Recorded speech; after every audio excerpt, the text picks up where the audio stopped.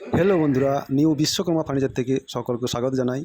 এই যে দেখছেন আজকে যে বেডটি হাইড্রোলিক, তো হাইড্রোলিক সিস্টেম বেডটি সম্পূর্ণটা কিন্তু প্লাই দিয়ে তৈরি, তো প্লাই মাইকা দিয়ে তৈরি। তো আজকে বিশেষ যে আমি ভিডিওটা করেছি যে জন্য সেটাই আজকে দেখাচ্ছি। তো বিশেষ কারণ হলো যে আমরা যে বেডটি হেডডিতে যে আমার গদিটা ফিটিং আছে, এই যে গদিটা ফিটিং আছে, তো গদিটা আমরা ফিটিং কিভাবে করা হয়, তো সেটাই আজকে আমি বিশেষ করে দেখাতে চলেছি। তো তার আগে এখনও পর্যন্ত যারা আমার চ্যানেলটিকে সাবস্ক্রাইব করেননি, অবশ্যই সাবস্ক্রাইব করে বেল আইকনটি প্রেস করে রাখবেন এরকম ধরনের টিপস পাওয়ার জন্য। আর হেডবোর্ডে গদি ফিটিংটা আমি ডিটেলসভাবে আপনাদের দেখিয়ে দিচ্ছি। এই যে দেখছেন গদিটা ফিটিং করে নিয়েছি। তো গদিটা যে প্লাইগুলো আমি আগে ডিজাইন করে কেটে নিয়েছি, তারপর গদিটা 1.5 ইঞ্চির ফোম দিয়ে আমি রেক্সিন দিয়ে মুড়ে নিয়েছি। তো মুড়ার পর এইভাবে আমরা আঠা লাগিয়ে ফেভিকল লাগিয়ে কিন্তু প্রপারলি ভালোভাবে বসিয়ে দেবো। এই যে প্রতিটা ডিজাইনকে তুলে আমি এই যে ফেভিকল লাগিয়ে দেবো, দেখতে পাচ্ছেন এরকমভাবে ফেভিকল লাগিয়ে আমি আর্টিগুলো ফেভিকল দেওয়ার কারণ হচ্ছে রেক্সিনটা ধরবে আর প্লাইটা ধরবে, ওই জন্য আর্টিগুলোতে ফেভিকল দিয়ে দিচ্ছি।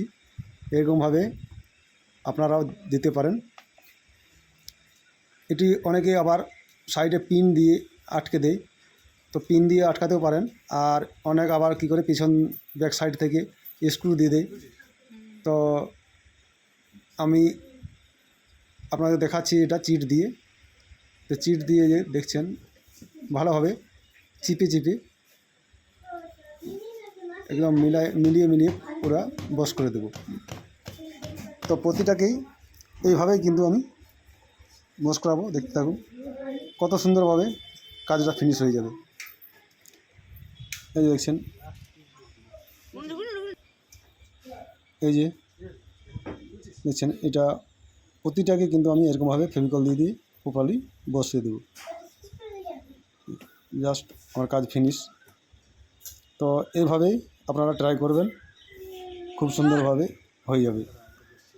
এই দেখছেন যেগুলো একটু এদিক ওদিক আছে সেটা অ্যাডজাস্ট করে নেবো আমি, চিপে বস করে নিয়েছি। আর গদিটা আর প্লাইটার যে গ্যাপ রাখতে হবে, প্রতিটা প্লাই কিন্তু 2 সুত ছেড়ে কিন্তু গ্যাপগুলো দিতে হবে। তারপর গদি বা রেক্সিন দিয়ে মুড়তে হবে, রেক্সিন দিয়ে গদিটা মুড়তে হবে, তাহলে জাস্ট সেম হয়ে যাবে। বেশি ক্লিয়ার দিলে খারাপ দেখাবে, আর কম ক্লিয়ার দিলে তখন বসবে না আর কি।